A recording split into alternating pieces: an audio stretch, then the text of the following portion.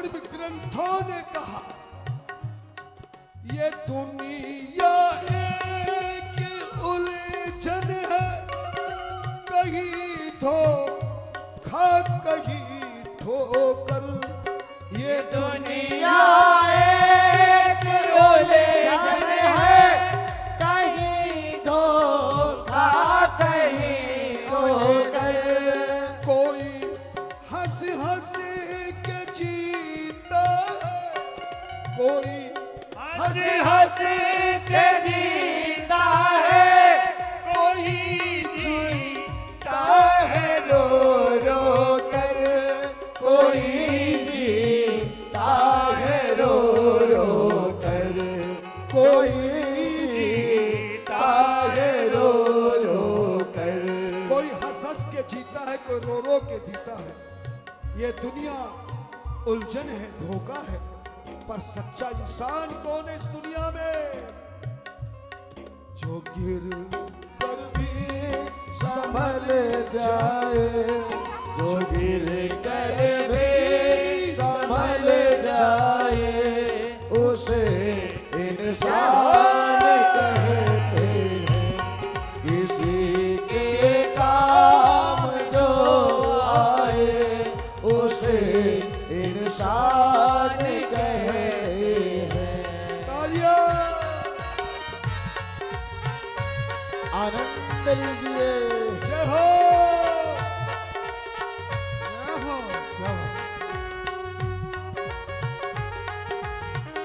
क्या बात है?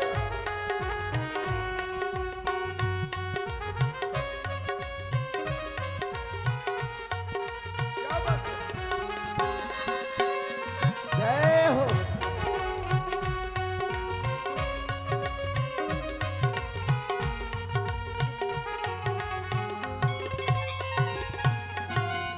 तालियां रुकनी नहीं चाहिए। सच्चे इंसान का डेफिनेशन है, सच्चे इंसान की परिभाषा संतों के द्वारा कही गई है।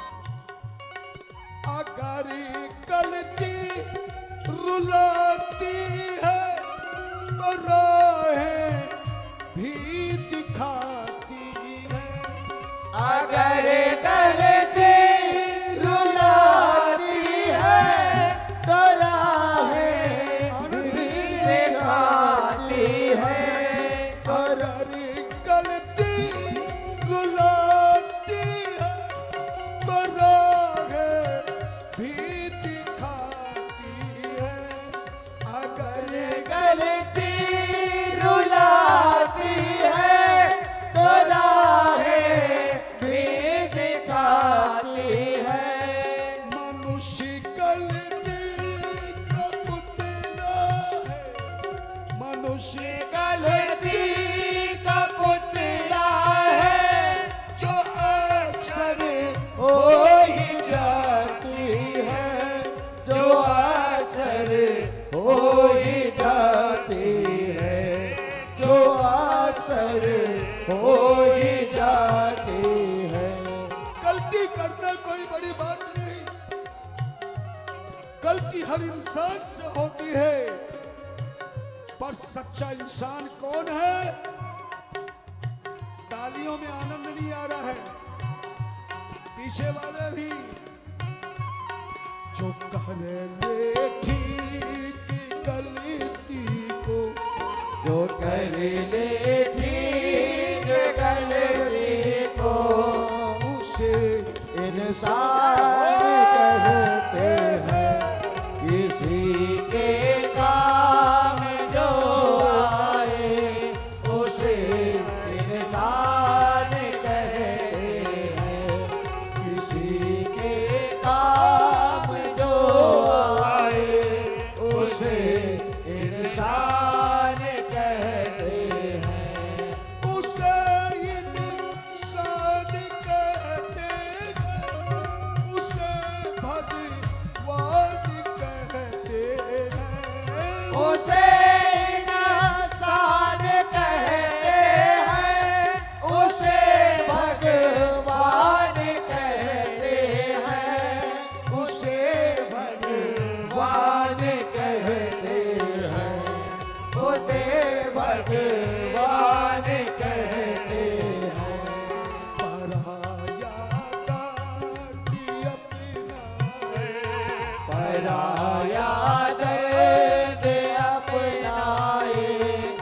उसे इंसान कहते हैं। किसी के काम जो आए उसे इंसान कहते हैं। किसी के काम जो आए उसे इंसान कहते हैं। उसे इंसान कहते हैं। उसे इंसान कहते हैं।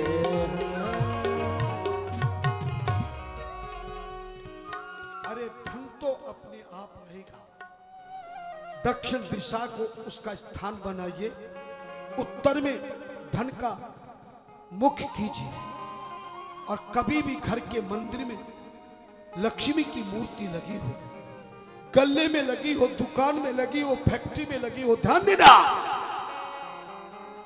लक्ष्मी का मुख उत्तर दिशा में कर लेना और हनुमान जी की तस्वीर का मुख दक्षिण में कर लेना। गारंटी दे के जा रहा हूं, आपकी जिंदगी में कभी व्यवधान नहीं होगा, हर समस्या का समाधान होगा, आपके जीवन का सम्मान होगा, उत्थान होगा और आपके जीवन का कल्याण होगा।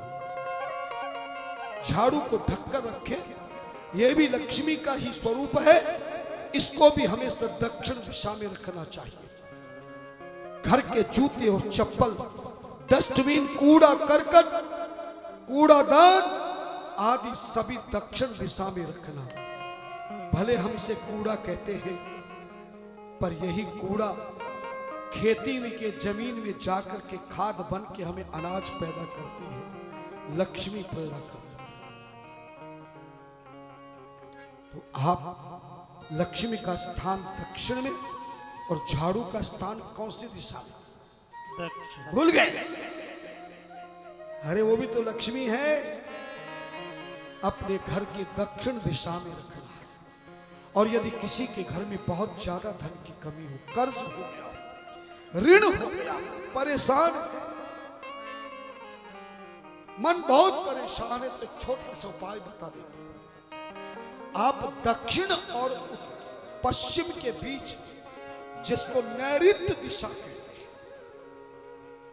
जिसके घर में कूड़ादान, लक्ष्मी की अलमारी जिस कमरे में रखे, वो दक्षिण और उत्तर के बीच के स्थान में, जिसको नैऋत्य दिशा कहते हैं, वहां रख लेना।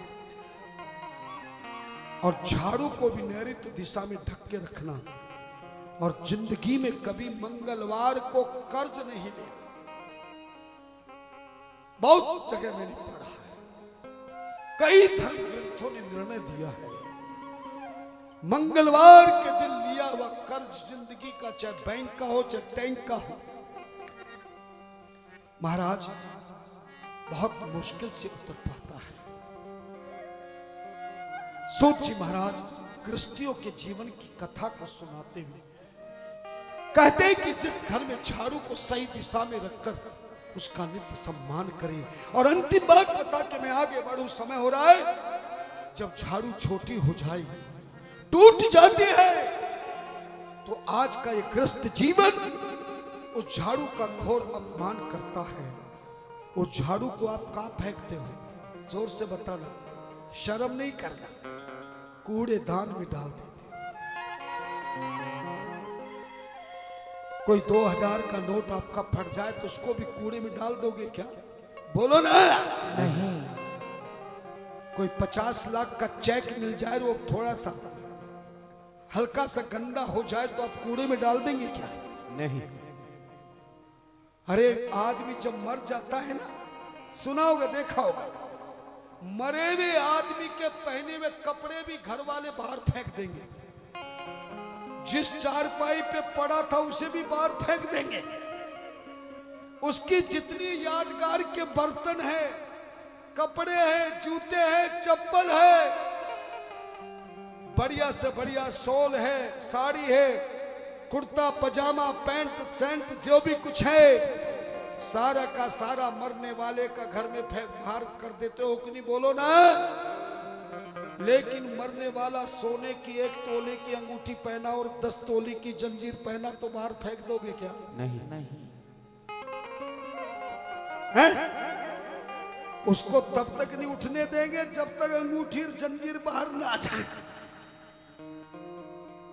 उसके बैंक के खजाने को बाहर फेंक दोगे क्या? नहीं। धन देना। जब आप मरे हुए व्यक्ति के धन की इतनी चिंता करते हैं जितनी मरने वाले की चिंता ना करते। और कई तो सोना चांदी पहन करके, एक भक्त ने मुझे सुनार था, वो कहने लगा व्यास जी क्षमा करना, आप ये सोना मत पहना कर। मैंने कहा क्यों? बोले जो सोना ज्यादा पहनता है, ऐश आराम की चीजें उसके पास होती है, तो घर वाले उसके मरने की जल्दी इंतजार करते हैं। हाँ, तो उसी दिन से मैंने पहनना बंद कर दिया और दान करना ज्यादा कर दिया। अब घर वाले भी चिंता में हैं कि महाराज ज्यादा से ज्यादा जिंदा रहना, क्योंकि अब आप तो दान कर रहे हो, लेकिन हमें भी धन चाहिए तो आपके द्वारा खूब मिलता रहे, ऐसा प्रार्थना भगवान से करते हैं। पर ताली भी ऐसे बजा रहे हो जैसे। अच्छा सच बताओ, कितने लोगों को कथा में आनंद आ रहा है? क्या मुझे भी आप जैसे सुनने वाले मिल गए। आज 5वां दिन है, बहुत आनंद आ रहा है और मैं आप पे इतना खुश हो गया हूं, इतना प्रसन्न हो गया हूं कि मैंने समिति को कल एक निवेदन किया। लोगों को चिंता थी, टीवी पे कथा देख करके लोगों को चिंता थी कि आपने जो 30 साल से ग्रंथ तैयार किए हैं, जो आपने दुनिया के कष्टों को, दुखों को, दरिद्र को, समस्याओं को भगाने का, सोए भाग जगाने का, हर इंसान को प्रभु के चरणों में लगाने का और उसके हृदय में भक्ति को उगाने का आपने जो कार्य किया है, आपके बाद कौन करेगा? मैंने भी घोर तप किया। ईश्वर ने मुझे सबसे पहली संतान ऐसी दी जो बड़ा होकर के मेरी सेवा में लग गया, और जैसी मैंने तपस्या करी उससे भी ज्यादा तपस्या करी। जो विद्या मैंने प्राप्त की उससे तिगनी विद्या उसने प्राप्त की। और मेरे हजारों 12-13 हजार भारतवर्ष में शिष्य हैं विदेशों में।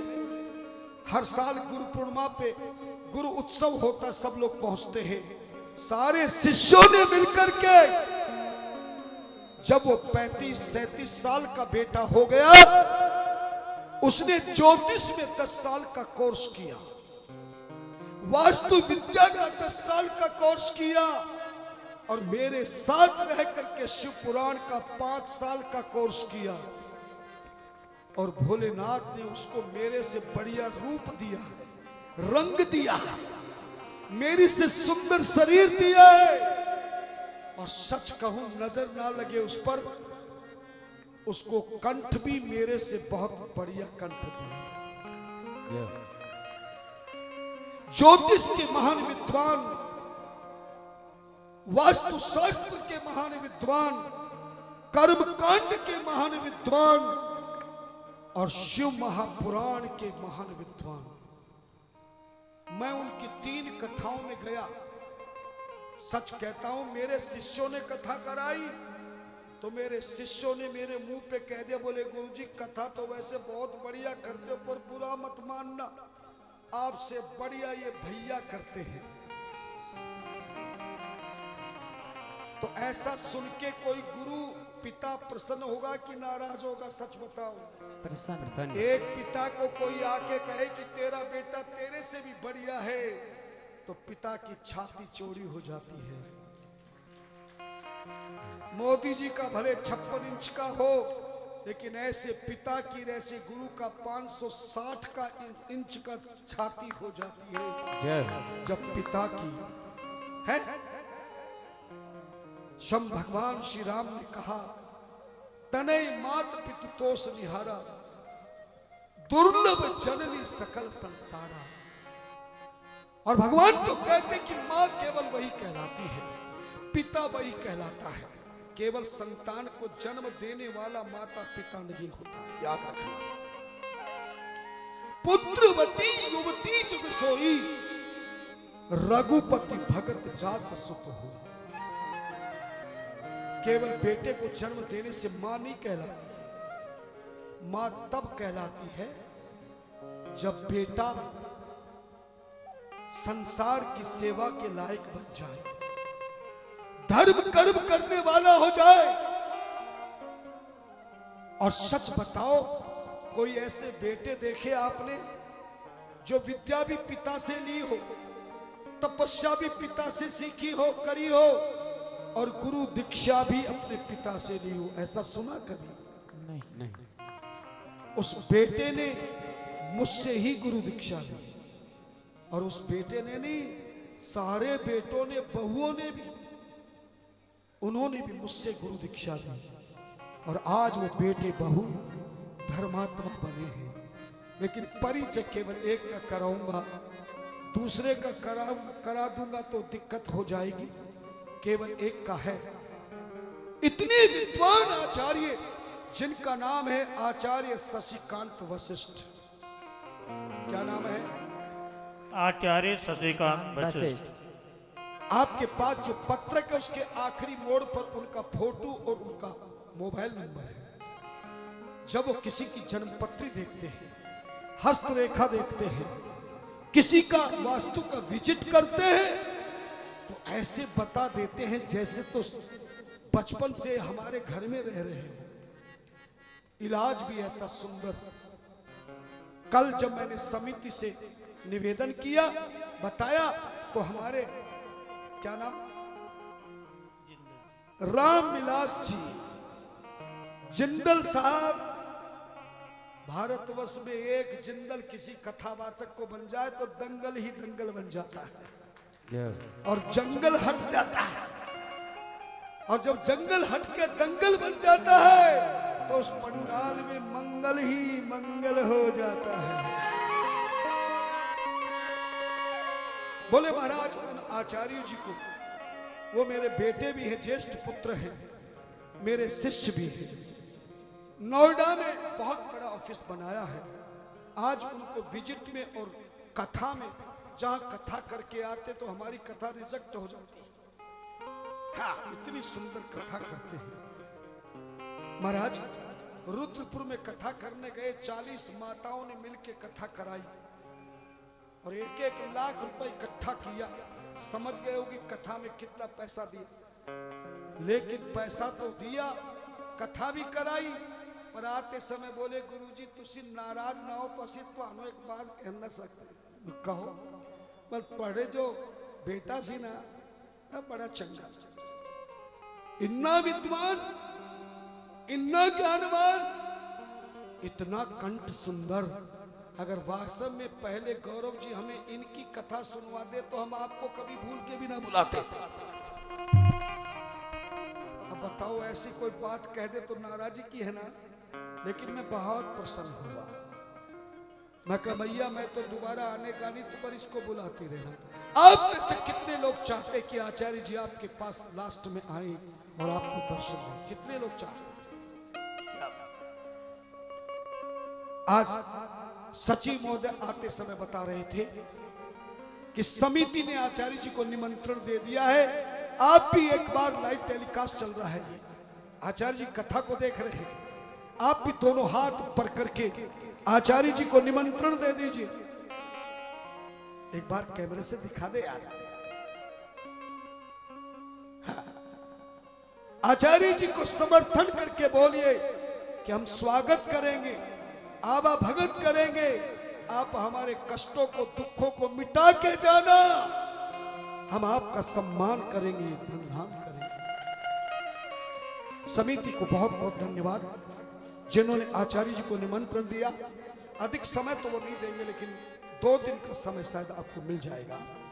बाकी तो कितना मिलेगा ये हमारे सचिव महोदय ही जानते हैं, क्योंकि मैं तो कथा करता हूं, मैं भी इन्हीं की वजह से करता हूं। गौरव जी जहां बिठा दे वहीं बैठ जाता हूं, जो बोलने के लिए कह दे वही बोल देता हूं, और सच कहूं तो जो खाने को भेजते वही खाता हूं। और जहां जाने को कहे वहीं जाता हूं। समिति के लोगों ने 3 दिन के लिए कहा कि मिलना चाहते महाराज से। सचिव गौरव जी ने कहा कि नहीं, 3 दिन महाराज जी से नहीं मिल सकते, तो पूछ लो मिले हो। हाँ, ये हमारे सचिव महोदय का पावर है, जो इतने बड़े अंतर्राष्ट्रीय शिव कथा मर्मज्ञ महंत राधे श्याम महाराज को भी गद्दी पे बिठाता है तो वो अपने हाथों से बिठाता है, और खिलाता है तो अपने हाथों से खिलाता है, और किसी से मिलाता है तो भी अपने हाथों से मिलाता है। ऐसा सचिव किसी को मिला क्या? बोलो नहीं। हरि हरि हरि हरि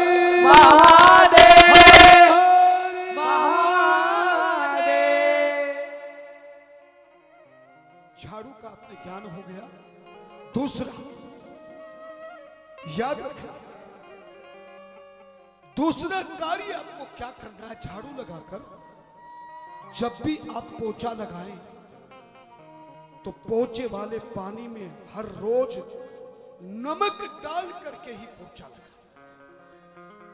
नमक कौन है ये मैंने परिचय दिया है। शास्त्रों ने भक्ति का प्रतीक है। कहते कि जिसके घर में नमक नहीं होता वहां भोजन नहीं स्वादिष्ट होता। जिसके हृदय में भक्ति नहीं होती परमात्मा की कृपा नहीं होती। जरा जोर से बताना, लक्ष्मी जी कहां से पैदा हुई? जोर से बोलिए, भागवत सुनिए। समुद्र से। लक्ष्मी कहां से पैदा हुई? समुद्र से। और नमक कहां से पैदा होता? समुद्र से। तो एक ही पिता की 2 संतान, एक कन्या है एक बेटा है, तो दोनों आपस में क्या संबंध होगा? भाई बहन। ये नमक लक्ष्मी का भाई है। और अगस्त ऋषि ने, कथा आती है, समय नहीं है इसलिए कम सुनाऊंगा। अगस्त ऋषि ने जब 3 घूंट में समुद्र पी लिया, समुद्र के जीव दुखी हो गए। संतों ने आके प्रार्थना करी। तब अगस्त ऋषि जी, कुंभज ऋषि जी ने, पुलस्त ऋषि के, विश्रवा मुनि के भाई पुलस्त ऋषि के पुत्र हैं नंदिना, अगस्त ऋषि, तब इन्होंने लघु शंका के स्थान से समुद्र को छोड़ा। समुद्र खारा हो गया। बोले महाराज, अपवित्र स्थल से आपने मुझे प्रकट किया है, मेरा जल खारा हो गया है, मेरा अभिमान तो चूर हो गया, पर मुझ सागर में ना कोई संत आएगा, ना महंत आएगा, ना ज्ञानी आएगा, ना सम्मानी आएगा। मुझ समुद्र का कल्याण कैसे होगा? चरणों में गिर गया समुद्र। तब अगस्त ऋषि ने आशीर्वाद दिया, भले तू अपवित्र स्थान से गिरा है, पर जा मैं अपनी दृष्टि से, क्योंकि अगस्त ऋषि मंत्र दृष्टा ऋषि थे, जिन्होंने भगवान श्री राम को भी बचाते समय ऐसा धन, ऐसे बाण दिया था, तरकस दिया था, जो कभी बाणों से खाली नहीं हो सकता था। अगस्त ऋषि ने ही चित्रकूट में रह करके दंडक वन में राक्षसों को मारने की प्रार्थना की थी। उसी अगस्त ऋषि ने समुद्र पे दृष्टि डाल के कहा, तेरे जल को खारा तो रहेगा पर पवित्र जल होगा, और जा तेरे जल से बनी वस्तु, तेरे जल में ही लक्ष्मी प्रकट होगी, तेरे जल में ही अमृत प्रकट होगा, और तेरे जल में ही नमक प्रकट होगा। लक्ष्मी भगवान विष्णु के यहाँ रहेगी, अमृत देवता पिएंगे, पर अमृत से भी बढ़िया तेरे जल से जो प्रकट होगा, जिसका नाम लवण होगा, नमक होगा। संसार का ऐसा कोई मनुष्य का घर नहीं होगा जहां तेरा रसोई में सबसे पहले निवास ना हो। कहते रात को कोई दरवाजे के अंदर एक कटोरा भर के साबुत नमक रख दे और सो जाए, तो उस घर में कभी भी बीमारी नहीं आएगी। चोरी नहीं होगी, कलेश नहीं होगा। नमक को रात को दरवाजे के पास रख दे और दिन में भी रखे रहे तो बहुत अच्छी है। जो आने वाला नमक के दर्शन करेगा उसके भी कष्ट मिट जाएंगे और तुम्हारे भी कष्ट मिट जाएंगे। लेकिन जिस घर में नमक डाल करके पोछा लगाया जाता है, विज्ञान ने भी कहा है वहां नेगेटिव पॉइंट समाप्त हो जाते हैं, पॉजिटिव पॉइंट बन जाते हैं। इसलिए तो काम कल से और करना है। झाड़ू को सम्मान से रखना है, सही स्थान में रखना है, लक्ष्मी को सही स्थान में रखना है। और दूसरा काम क्या है जरा जोर से बताओ? नमक डालकर पोछा लगाना। लेकिन गुरु बृहस्पति ने नमक को श्राप दिया है, इसलिए वीरवार के दिन ना तो साबुन से कपड़े धोना, ना ही पोछा लगाना है। वीरवार के दिन, बृहस्पतिवार के दिन कैसे श्राप दिया, कैसे वो ये घटना आगे की सुनाऊंगा। इस तरह से सूत जी कहते हैं शिवलिंग जिस घर में होगा वही घर पूजा का होगा। और ध्यान देना, शिवलिंग की पूजा हम कैसे करें आज की कथा में बस इतना बताऊंगा, बाकी का आपको कल सुनाऊंगा। और कल की कथा के थोड़ी देर के बाद कल शिव पार्वती के विवाह का प्रसंग भी आएगा। समिति की ओर से बड़ा उत्सव मनाया जाएगा। और कहते हैं कि जो शिव की बारात में अकेला आता है और घर में से अकेला आता है तो वापस में उसके साथ में शिव जी के गण उसके घर में जाते हैं। और जो पूरे परिवार के साथ, रिश्तेदारों के साथ, मिलने वालों को भी साथ में लेके आता है, उसके घर में भोलेनाथ पार्वती के साथ जाकर के विराजमान हो जाते। अब बताओ कल अकेले आना पसंद करोगे कि और लोगों को लाना पसंद करोगे? हाँ?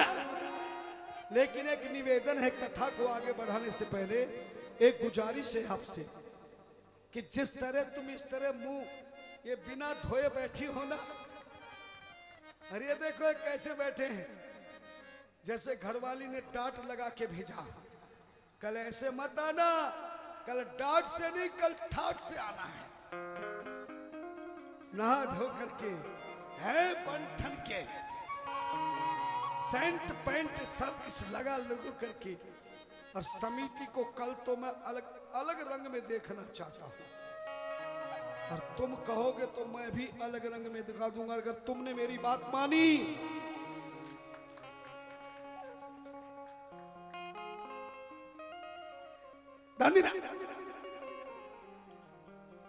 लेकिन किसी की शादी में जाते हैं तो खाली जाते हैं कि कुछ लेके जाते हैं?